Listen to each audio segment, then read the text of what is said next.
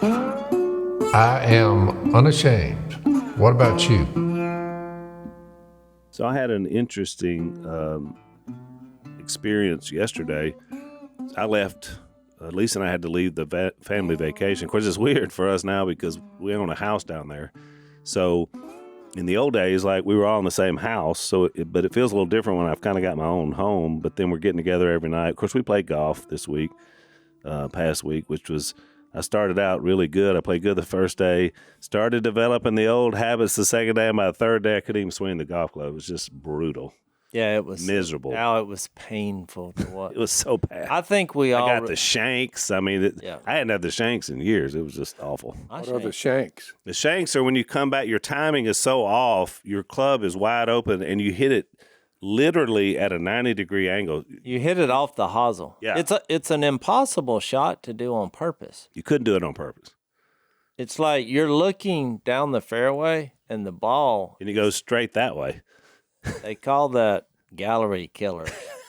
It's very dangerous. Only, look, not quite You're as... in a realm that I'm completely Well, Phil, it's not as ignorant bad as the low pull hook because that one is going the of. same.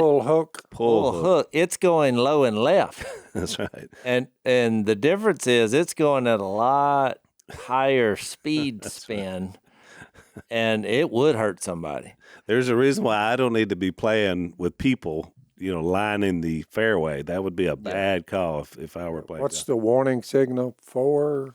Yeah, but the problem is if you hit a hosel rocket, you can't even get four out of your mouth for four people to have a four? Just to show you. As opposed to Well, three? it's the word is FORE. I never figured So it's that not out. FOUR. It's for. I never FORE. figured out why that came about because I'm trying to figure that right now. when Just look it up. well because look I'm just going to explain to you because when somebody hollers for, and it was originated in Scotland, and which is our roots. That's where our roots are. They would say for. Well, then you look up, and now it has the possibility to hit you right between the eyes. I'd rather you just not holler. That's right. And I will say this. This happened to Zach's wife, by the way. Oh, it was bad. Well, and Zach's the one that hit it. Yeah. But that wasn't, he couldn't call for because she was standing about what? Or she was sitting in the golf cart like 20 feet away. So you didn't have time to say for. Because I don't know, what's the speed at which the ball, 100 miles an hour off the club? Why wouldn't you stay outside the danger zone? That's just a question. She was outside the danger zone. But Evidently not.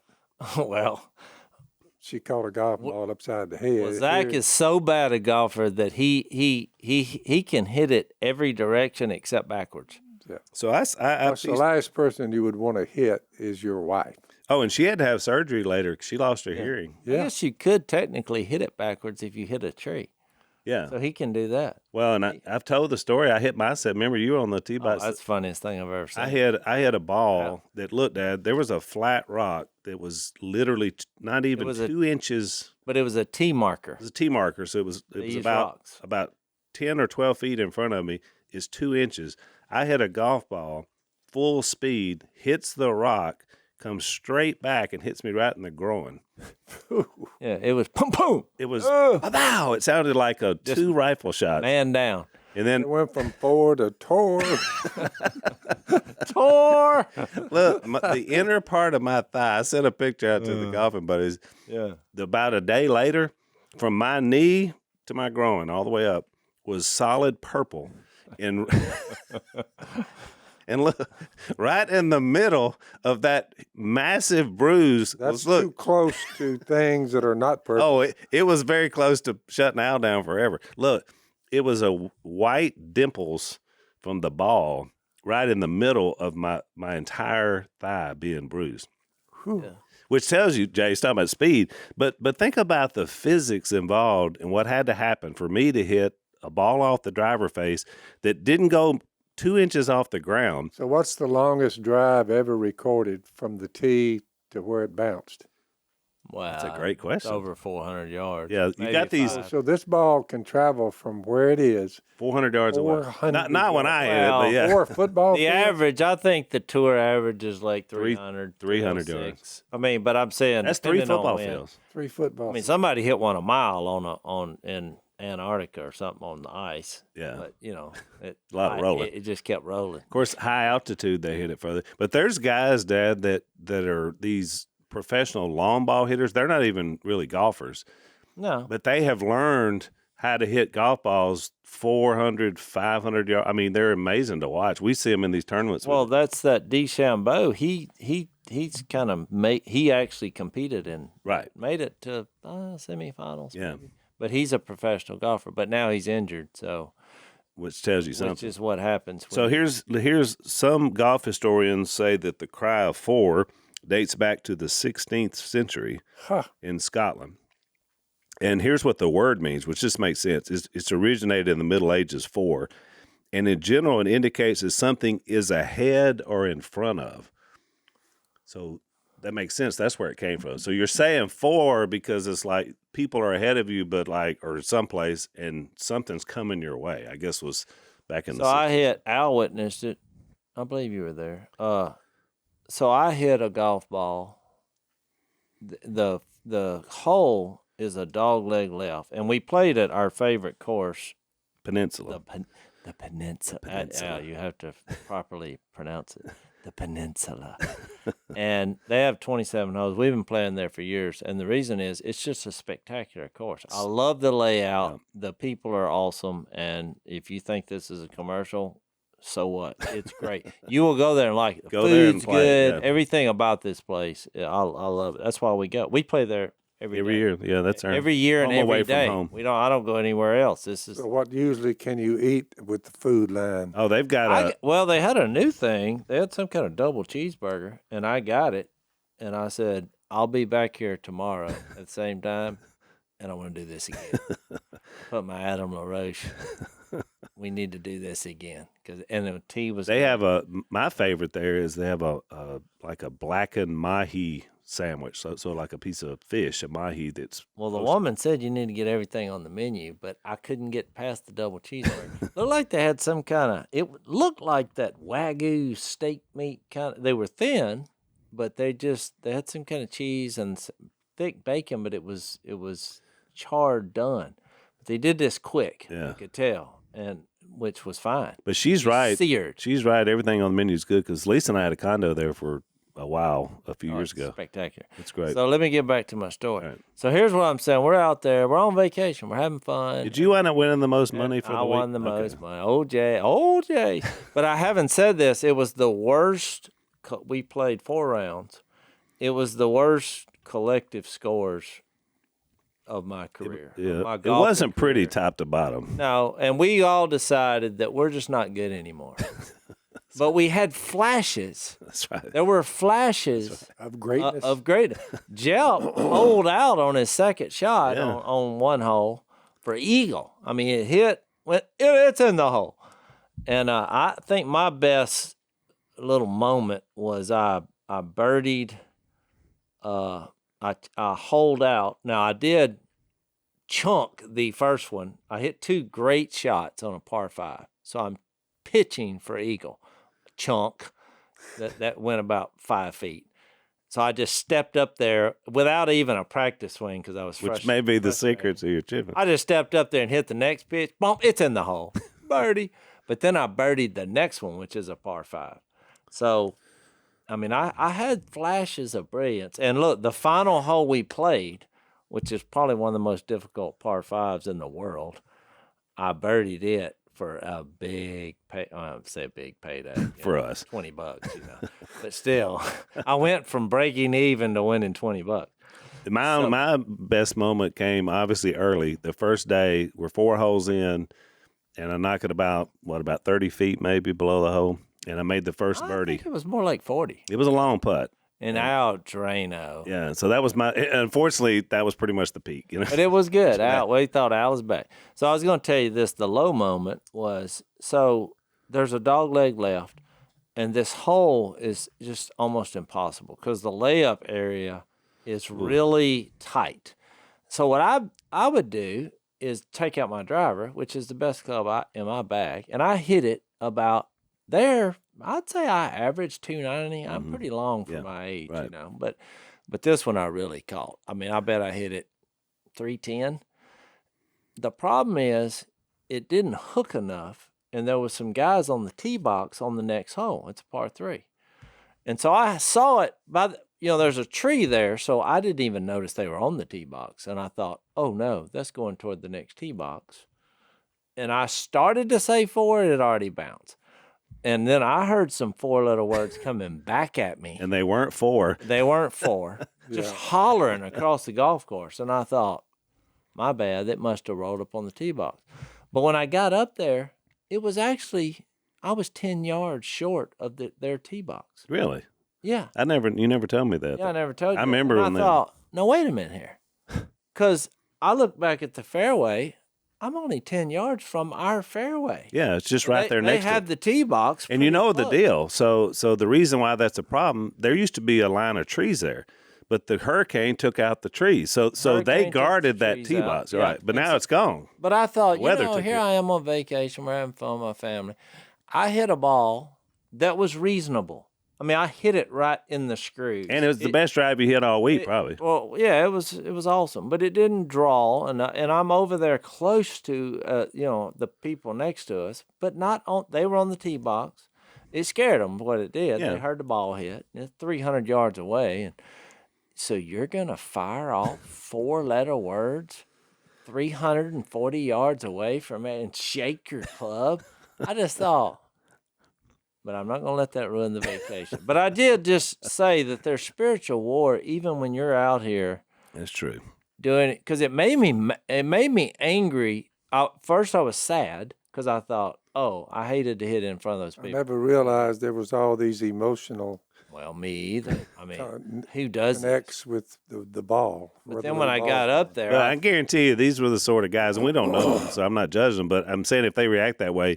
These are the kind of guys that would react that way about anything, anywhere. Yeah. You got a problem. Like, if we're standing on the tee box, somebody hits the ball, work ethic, you wouldn't want to work underneath this bunch. You know what I would say if the ball come up there, rolled up there, and so I'd say, somebody back there can hit the ball. I mean, if it, almost hits my ear hole or whatever, I could see somebody in that moment. But again, in the moment, Jase, you're that far away, and you didn't holler because you didn't know it was going to get to him. But is it all just about because you holler? Because if you look up and it's still coming, you're probably just going to get hit in the face. Yeah, because I thought, now what? Now when I see these people later in the parking lot, now you cuss me because I hit a drive close to you. I had a bad feeling about that. So go ahead. Well, I was just gonna say that I birdied 18. That when and I played 4 rounds in a row, and we decided that we just showed flashes of brilliance, but on the fishing side, because I said I was going to give a fishing report. Oh, that's right. I never about did. That. You never did. We really never caught anything good, noteworthy. I mean, we caught some interesting things. I caught a stingray that weighed 25 pounds. We all missed pompano season because it was at the tail end of it. 2 weeks earlier, you would have caught. But I got some bad news. We figured out where we had stayed before years ago, where we had really. So you're in the wrong spot. No, wrong spot. I'm just putting 2 and 2 together here. Now you must rid yourselves, if you're going to play golf, of all such things as these. So you're a golfer. Yep. You have to get rid of anger, rage, malice, slanderous, filthy language from your lips. There you go. You're going to play golf. That's a great point, Dad, because before you get on the course. There's a great point because a lot of golfers, that those things strung together. Well, even one of our family members. Like y'all are talking about it. I've never tried it. One of our family members gave up golf. Now, he did play with us on vacation. But you notice he was a kindler, gentler now. He's kinder, gentler because he finally subscribed to my philosophy, which he told me on the way home because we rode together on the way home. He said, you gave me some good advice. And which this is kind of funny advice. Of all the things that resonated with. Hang on before you tell that. Let's take a break. Well, it seems like these days, as a believer, free speech, religious liberty, Second Amendment, all these things are under a lot of attack by a lot of different people. And I don't know if that's ever going to get any better. It's just kind of always the way it is in our culture. But one of our sponsors is a company called Patriot Mobile. And they are America's only Christian conservative cell phone provider. And so they're one of the few companies that are actually fighting back against some of the things that we mentioned. They offer the same nationwide coverage as major carriers, so you get great service. They have a great support team. They have plans to fit any budget. Their 100% U.S.-based customer support team will provide excellent customer support, which is important when it comes to cell phones, as we know. They share our values. They're going to fight these organizations that are against us. They're also great for veterans and first responders. So go to patriotmobile.com/Phil, or you can call them at 972-PATRIOT.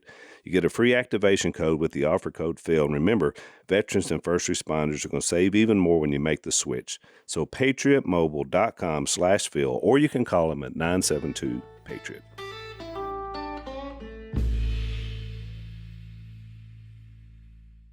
He said, you remember what you told me? Of course, I was like, no, I don't remember. He said, you told me you're not good enough to get mad. That's the one thing. That's right. You remembered. I'm like, that's one way of. We don't practice.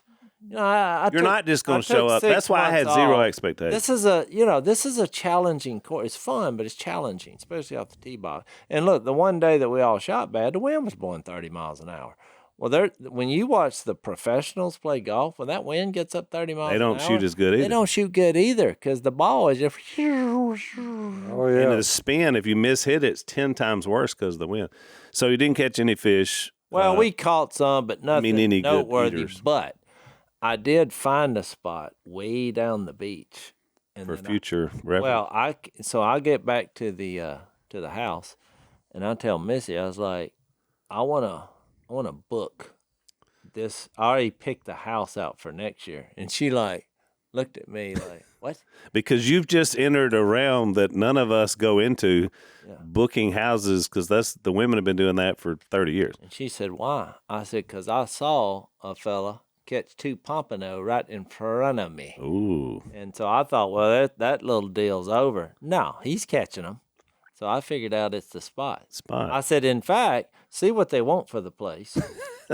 And we may buy it and rent it out. Now, look, then she was like, had a horrified look on her face. Of course, I said, hey, I'm serious. That's funny. Only Jace would say, 2 pompano, buy that house. I went from, I'm going to fish here next year to, can I buy this place? So when I started all this, we talk about taking a rabbit hole. To say I left a day early, and of course that was a grace thing for me not to have to go back and play golf again. I was actually glad I was leaving because I don't know what would have happened the last day.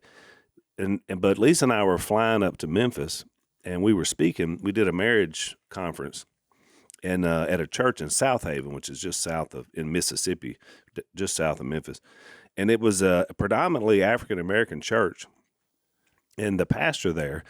They call him the Bishop Matthews. And I met him. We both spoke together at an event last year in D.C., and it was an event for Tony Perkins. So it's kind of a political thing, but there were a lot of pastors there speaking. And, he was just a fireball. I loved him, and we were in the green room together. And you just kind of get to know people. We all became pals. So the next day we're flying to the airport from D.C. Last year. And it turns out we were both in the same car. They were going together. So now we get like a 30-minute visit. So in that visit, he told me about his church. He said, would you ever consider coming to speak there? Because he liked what I had to say, too. I said, Bishop, I'll be there. You let me know when you want to do it. I'm there. And that happened to be yesterday. Oh, okay. So we flew in, and I met him. His church is great, and he's such an awesome person. Of course, he was introducing us, and we did our thing. But they're also... they're on the charismatic scale of our, brothers. And so you talk about, you just can't help but get fired up. Normally at a marriage conference, it's kind of low key and we're doing our thing, but I'm getting that talk back going. Well, what was funny was I've spoken to predominantly African-American audiences before, so I know how it makes you feel as a speaker. You get pretty fired up, but Lisa's never experienced it. So like her parts, because we do it together, so I do some and she does some. She got so fired up. She'd get going, and the women would start clapping, and like, "Ooh, you go, sister!" And she went. I mean, I was like, I had never seen her kind of go to that next level. So it was animated. It was very animated. And by the way, great audience, great people. And we spent about 3 hours doing our thing with them. And but I'm gonna have him down sometime so y'all can meet him, because he and his wife are fantastic. They have 11. We should be excited. You know, I mean, when you think we've studied Colossians and what you look at who Jesus is and who we have in our position. I mean, that's something to be excited about. So I mean, I tend to lean toward the excitement.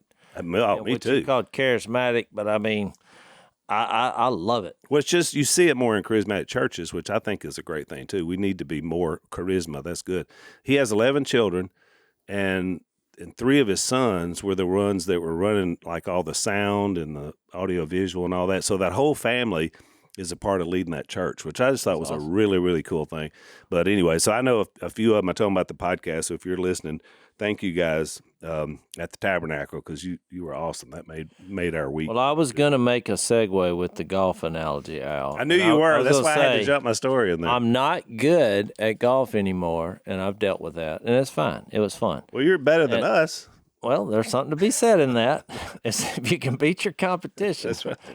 Because I shot in the low 80s twice, and I shot in the low 90s twice, so it's not great. But I did have more birdies, and I won the most money. Me and Jeff. I think everybody else lost. So, by the way, it's the least I've lost in several years. So even though I played bad, a lot of you are thinking, oh, they're big time gamblers. No, I think we played for a week, and the most it's money like $40. You know, come on, transacted. You got to play for something. But I will say that I'm not devoted to golf. It's not devoted. It's a game where you're chasing a white ball and you're trying to put it in the hole. But when in the last section, this is our last talk on Colossians. Yeah, we're closing it out today. Because Colossians 4, we covered the end when we were talking about what the church is, which is it's individuals, it's homes that are being spokesmen and women and families for Jesus. And he addresses that in the end. Well, it's just like Jesus' ministry, where he was having these conversations and he was meeting in homes. And even in chapter 4 and verse 15, where he said, there's a church in her house. He singled out a sister here. And we talked about the Laodicea and the Revelation chapter 3 reference. But when he gave these further instructions here, he starts off in verse 2 of chapter 4. He says, devote yourselves to prayer. And as I read the end of the chapter, he singled out a brother, Epaphras, in verse 12.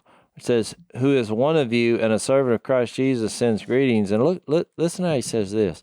He is always wrestling in prayer for you, that you may stand firm in all the will of God, mature and fully assured. And you probably know where I'm going with this. Mm-hmm. But one of our family members, he doesn't watch TV except he's a wrestler. He's a what do you call that they're doing now? The MMA fighter? No, I know, but I mean they do is it ninjutsu? Jiu-jitsu. So they're in his family wrestling. His daughter does it, which okay. I think it's good for self-defense or whatever, but it's like a hobby of his. Yeah. So all he watches... he's very devoted to it. All he watches is something I've never watched, which is all these wrestling and ultimate fighting. Yep. It was a little brutal for me, but I mean, he had that on the entire vacation. I thought they were just... I said, do they do this 24/7? And he's like, no, it's an app on my phone he subscribes to. Yeah. I was like, that's all you watch? He's like, that's all I watch. He doesn't watch anything with a ball. He doesn't watch news. He's quit all sports. He does it. So he just watches these.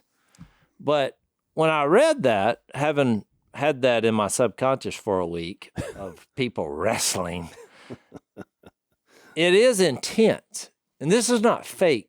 Back when we used to watch wrestling now. Yeah. There was a show. They go out. Put on a show. It's like a soap opera where there's wrestling is choreographed, and I didn't care. Everybody, they're like breaking news. Wrestling is fake. I'm like, well, yeah. You actually think they're doing? I mean, they'd be in the ER. Although that being said, these are huge men. The things they do to one another would kill us. Like if they swatted you across the chest like they do each other, I would wait. I'd throw the towel in when he came running at me. I mean, these people. This is real. I didn't even know this was a thing, so I'm embarrassed about it. So they do it in a way where they don't hurt each other badly, but well, that's Jay was telling us. At first they didn't even have any rules. You just come out there and they cart you off. But now they got some rule structures. But I thought about that. Being devoted to prayer and wrestling in prayer, I mean, it kind of convicted me in my own prayer life because I thought. Yeah, when's the last time you wrestled? Yeah, whatever he's talking about here, I don't think I've been doing a very good job of. I will say this. Let's take a break. So I don't know about y'all, but it seemed like we just immediately transitioned this year from spring to summer like overnight. It was kind of comfortable and cool, and then all of a sudden it was hot. So that wasn't that pleasant. But one of the things I do love about switching seasons is what I get from our friends at Bespoke Post. They have what they call their Box of Awesome collections, and so they're seasonal. So when the summer starts, you're going to get some new stuff, some seasonal stuff for the summer. Got a lot of camping gear, beach, different ways if you like to travel and do stuff outdoors. I like knives, and so they send me great knives like the one I'm holding here in my hand. But they call it Box of Awesome because it is. So here's what you do if you want to check them out. You go to boxofawesome.com, and you're going to take a little quiz, and they're going to find out what you really like. They release a new box every month, and it crosses a lot of different categories. The box is valued at around $70, but you're only going to pay a fraction of that. So it's a good deal. I love getting mine and seeing what's going to be in it every month. Go to boxofawesome.com and enter the code Phil at checkout. That's boxofawesome.com. Use the code Phil, and you're going to get 20% off your first box. So it's free to sign up. You can skip a month. You can cancel anytime. boxofawesome.com. Use the code Phil.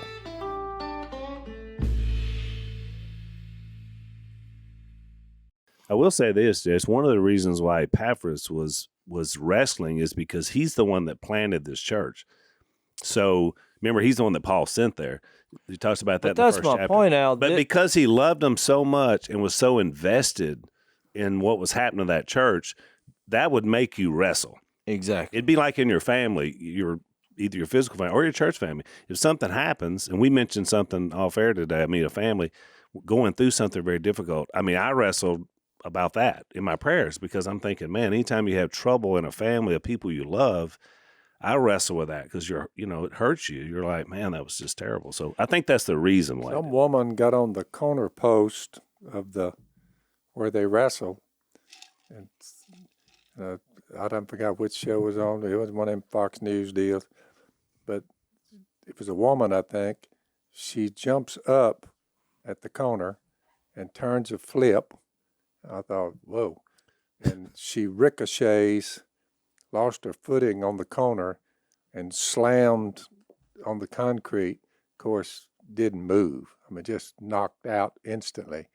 And whoever was looking at it said something to the effect that you won't see her anymore.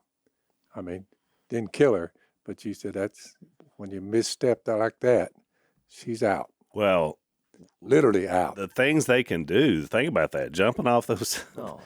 They jump out on a table, and that's where I was going with it. What you said, Al, about because we talked about last time about this, how Jesus goes into our relationships in our home and our workplace and things of authority, and when you tie into that, we're in a spiritual war. And we stand firm. He uses the same analogy at the end of that about our struggles not against flesh and blood, but against powers. And then he gets on, starts talking about prayer. And I think, and it's done in a way that I think we neglect. And it stood out here. But what also stood out is how much we talked about work. And he's talking about working for the Lord. Now, he says it twice. He says it in Colossians 3:17. He said, whatever you do, whether in word or deed, do it all in the name of the Lord Jesus. And then he goes down to verse 23, and says, whatever you do, work at it with all your heart as working for the Lord, not for men. Well, notice in his closing comments how many times he says this about work again. If you look at verse 11, he's talking about Jesus who is called Justice. These are the only Jews among my fellow workers for the kingdom of God. So it's not like this is not playing church and having a prayer. And when you look, that's what I'm trying to get you to see. That they're working for the Lord, not for money, or they're doing this because they love the Lord. And they're wrestling in prayer because they're invested in it. Then he says it again in verse 13, I vouch for him that he is working hard for you and for those at Laodicea. And I think the reason why he would say that is because this church must have been supporting this brother. And so why else would you vouch for his hard work? In other words, he's saying, look, this he's doing your bidding. He's doing what you've sent him to do. I mean, exactly. I think, And then 17, it says, tell Archippus, see to it that you complete the work you have received in the Lord. And then, oh, by the way, I'm Paul writing this in my own hand, and remember my chains. I mean, you're just getting a visual here of these people. When you say they were sold out for Jesus, I mean, the intensity level of what they were doing back then seems way more intense than when you start talking about the work of the church today, moving from house to house, person to person. Because first of all, it's probably not doing that. We've become a church building mentality. So my effort would be as deep as, I wonder if I should go today. Show up at 10. And I mean, do y'all think I'm reading that into it? No, I think that's a great point. When you look at the totality of it, what they were doing, conversation to conversation, house to house. I mean, house to house was a big thing. That's what he was talking about. Even in their job and what they're doing, their platform, whatever was happening, they were using it as a platform for Jesus. And in the meantime, when they wasn't working, they were praying, and they were praying hard. Wrestling. You have to remember, in a non-existent computer culture, everything was by word of mouth. These writings are 2,000 years old. These letters we're reading here. Yeah. We're reading. Yeah. So you say, well, the transfer of information or misinformation, it cut both ways. The only way it got there, word of mouth. Word of mouth. Yeah. So when he wrote these letters, it was all word of mouth. You know, to read. And you say, what's interesting, and at least in my mind, the writings are still here. Yeah. What we're reading is historical records of letters written to something called the kingdom of God and the work involved in all of it. It's pretty amazing that it could be now in this computerized world.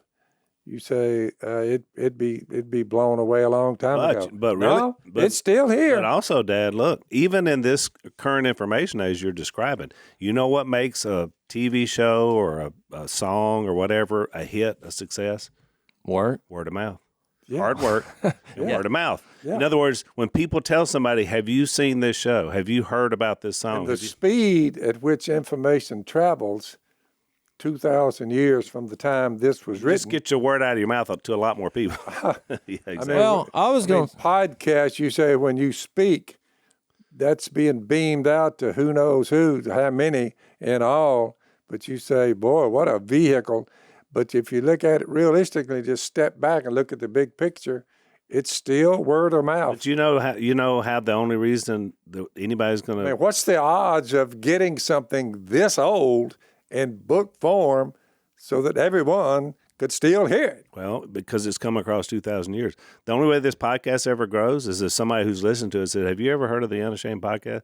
Yeah. And you introduce them to it. So it's still word of mouth that still builds success even to this day. And to your point, you can't just throw something out there without it being good. This Colossians, I've seen it lived out in the last, since we got on Colossians, Yep. let's see, last Sunday, it was 10 people that followed me in a 25-mile journey down there on the riverbank, and people of different ages, different ethnicities, and all that. Right. We were all standing down on the banks of the river, Al, and they were having their sinful nature cut away.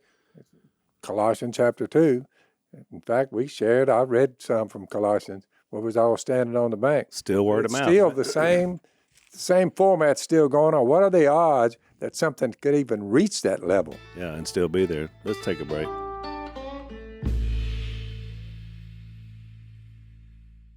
Well, I was going to draw a parallel to, because most of the time we talk about in churches on, who saves us, Jesus, what saves us, his grace, and how do we respond? We respond through faith, and we read Ephesians 2, which is awesome, when he gives this picture of we used to follow the ways of the world and the ruler of the kingdom of the air, the evil one, and the spirit who is now at work in those who are disobedient, which that's what I was going to say. You got to remember, when you look at the worldly side of things, the evil, dark, sinful world, they're working hard too. Oh, yeah. I mean, and it says it in Ephesians 2. And They're it's like, highly dedicated. oh, they're dedicated and devoted. And all of us lived among that at one time. We all know, we have an old self that was crucified. And we were by nature objects of wrath because God is holy and we're not. But because of his great love for us, here's the good news. This is what I think, do get right a lot of times in our churches. We share God's grace. He's rich in mercy. He made us alive with Christ.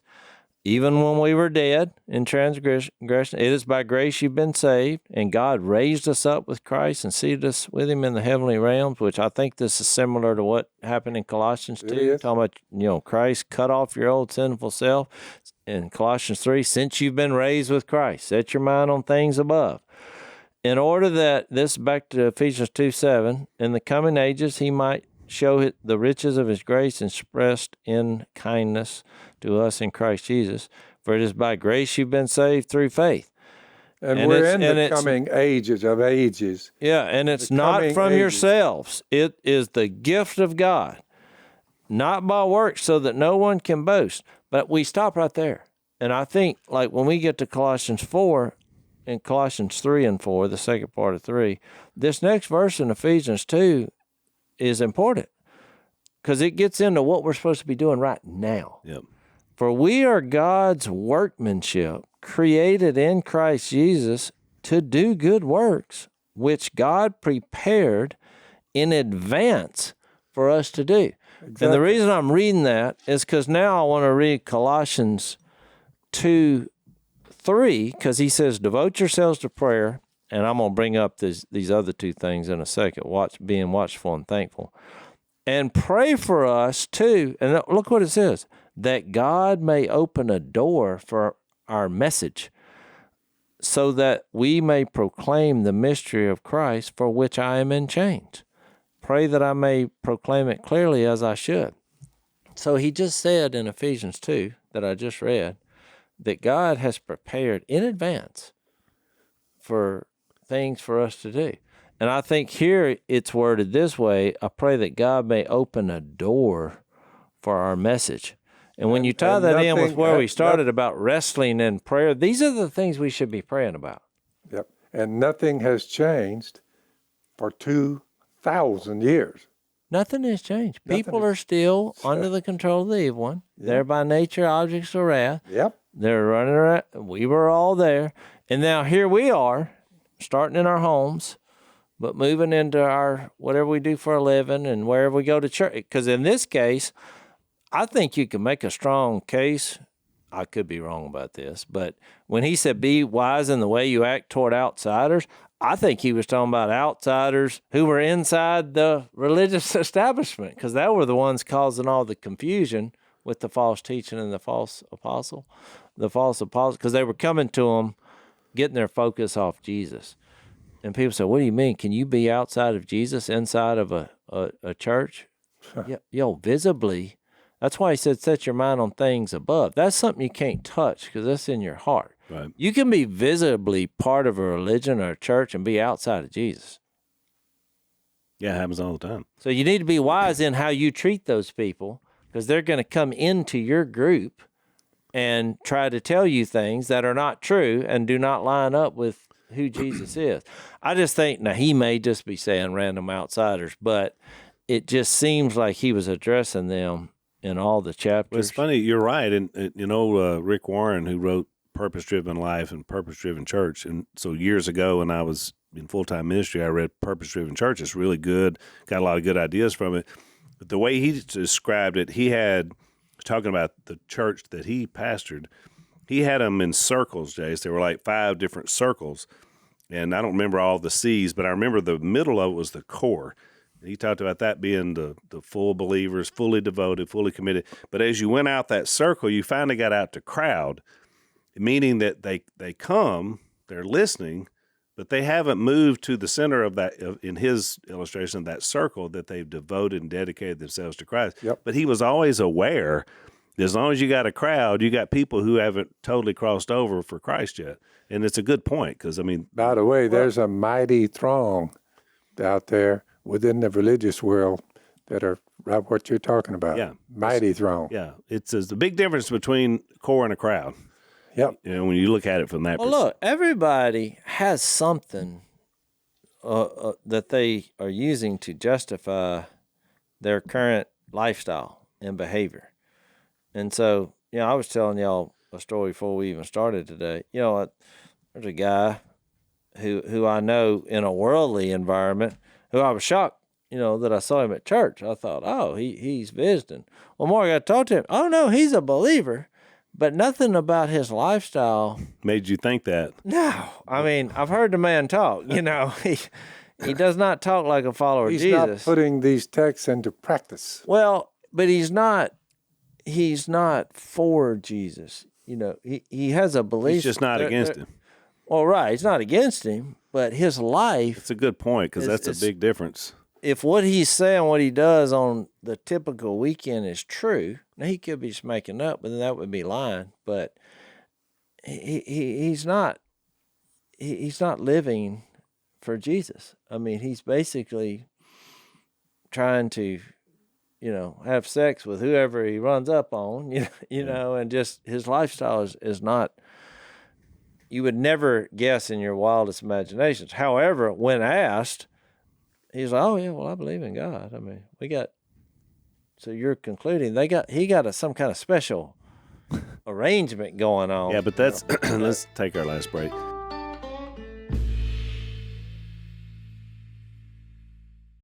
Jase, that's the old God is the great insurance person. He's your insurance policy because just in case all this stuff is right, I want to make sure that I say I knew him. But right. But I don't want to live for him and devote myself to him. My point is, what Jesus said about some wisdom in how to act because it became difficult to have a conversation.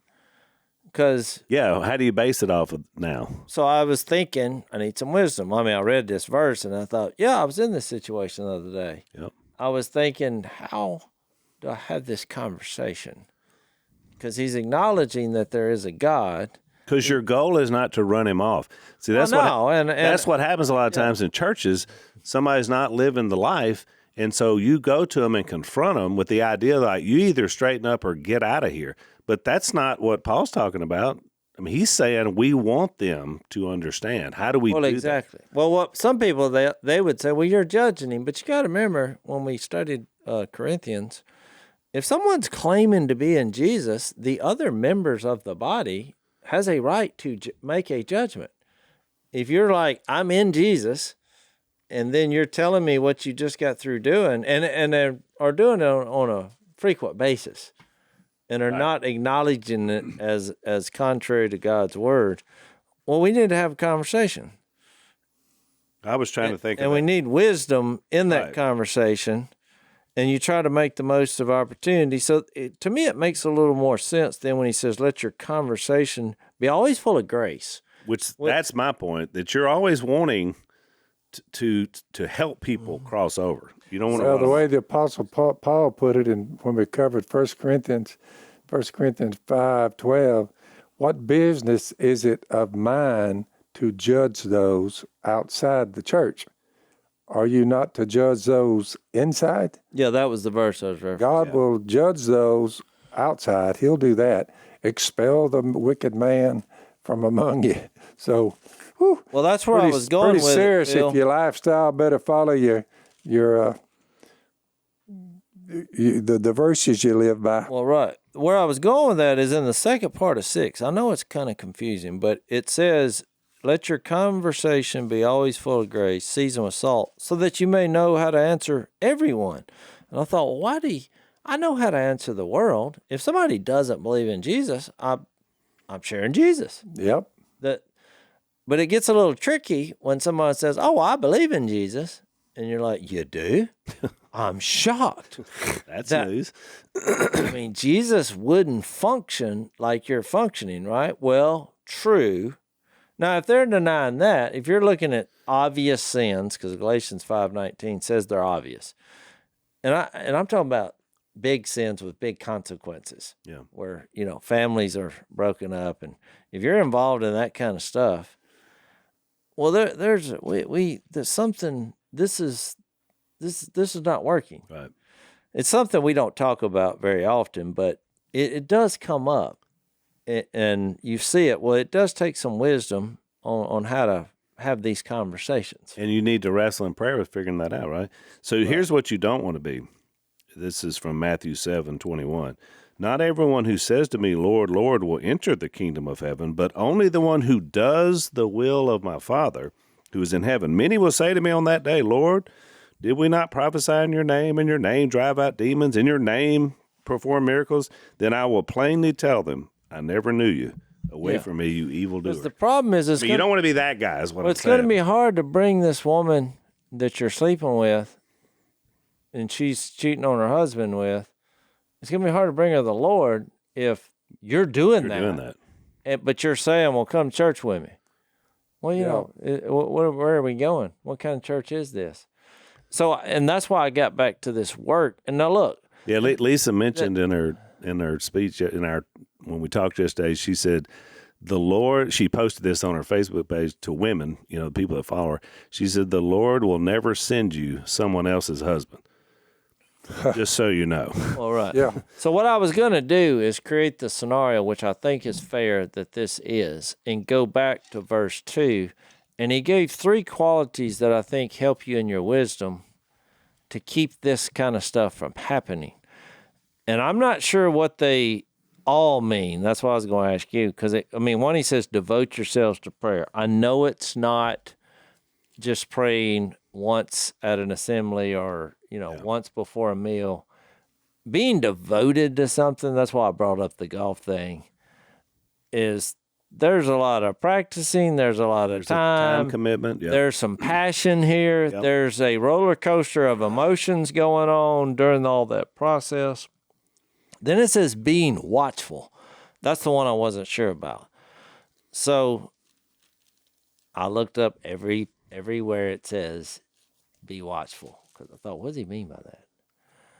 And before I tell y'all, what is your initial response? My initial response would be that it's for opportunity. In other words, the watchfulness is that I'll be able to recognize a chance for me to step into someone's life to show them Jesus. That would be my initial. I would think everything that you view it as good or evil. You have trained yourself to know the difference, the Hebrew writers had. Well, believe it or not, those were there were 2 categories that emerged. And I'm not going to go through it all, but I think it's good for our listeners if you want to. But because Jesus, a few times, he said, be watchful, be alert. Yeah. And remember when he went down and we was praying, talking about being devoted to prayer, and what were they doing? Sleeping. He wanted them watching. Yep. Even you can make a case, even in the Transfiguration, he wanted them to watch. I thought about the other night when I told you about I was going crazy about the LSU game. I could tell you how awesome that was. You say, oh, it's great. But when I got to thinking about this concept, when I watched it, I felt like I was invested in it, like I'm a part of this. You were there. Yeah, I'm. This is what I'm. Yeah. It's your response, and which is why you got so excited, because you were all in. Yeah, and I'm saying to participate in it is bigger than just acknowledging it. Yeah. And so, but those were the two lines. You know, you think about the verse that says, "Be alert, your enemy," because it says, "Be watchful." That's what I was saying. Be self-controlled and alert. Well, but it's just what Al says. There are opportunities for us to share Jesus, and there's opportunity for us to get off the track that we're on. That's a good point. Those are the two things you got to watch out for. Yep. And nothing else. But when you put it in prayer, so here you have this devotion where you're having daily conversations, and I mean heartfelt, lot time, energy, passion into, and then you're being watchful. So you're looking at, through Jesus as the filter, the big picture of things.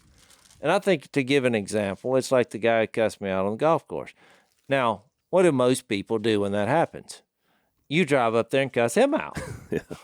And see where this thing leads. Well, yeah, okay. I mean, he's acting like an idiot. It's on, whatever. Well, you got to watch out for that. Yeah. Because this is not, our struggle's not against flesh and blood here. So, and then you also, if we would have had a confrontation, you would have tried to look for a way to turn that into a Jesus conversation. Maybe the Lord sent this to happen, and however that happens. And then the last one was thankful. Now that prayer and thankful, he did so in the whole book of Colossians. Remember, he kept saying, be thankful in all circumstances. When we read chapter 1, he's like, we always thank God for you, God the Father, and when we pray. So it's like it went full circle back to these attitudes that make someone productive in Jesus and don't miss their purpose.